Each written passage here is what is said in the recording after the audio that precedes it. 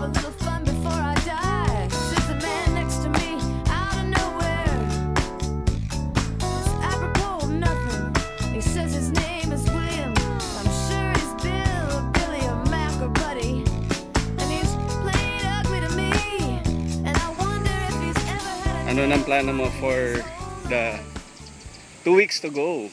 Oh my God, are you ready? No. Iinom na lang ako. Pero ano, set, tas ngayon, ayan yung araw. Okay lang, tapos na. Anong Just plan? get through the last 2 weeks. Pero on race day, ano expectations mo? Sana, sub 7. Sana. Kung hindi, bahala na. Kung hindi, sorry. Oh, to finish, as usual. Life of a finisher. Diba? Oo. Parang nga si Carlo eh, diba? Sana, alam kong mainit, pero sana hindi sobrang parusa. Oo. Feeling ko hindi naman.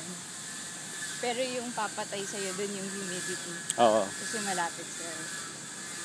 At saka, ewan ko, kahit yung Subic run kasi, yung 4 loops na run, sobrang taxing sa brain. Eh ito, 2 loops na 10K.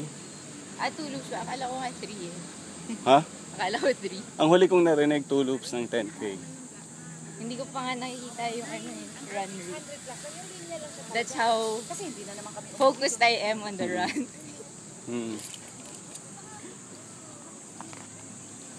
Ferds, tama na! Swim na tayo! Ikaw, ready ka na? Tatanungin ko mamaya yung bike ko, yung sapatos ko, at yung goggles ko kung ready na sila. Pero feeling ko sasabihin ng bike ko, no! Kulang ka kaya sa bike? Pero yung swim mo, Okay lang. Feeling ko average.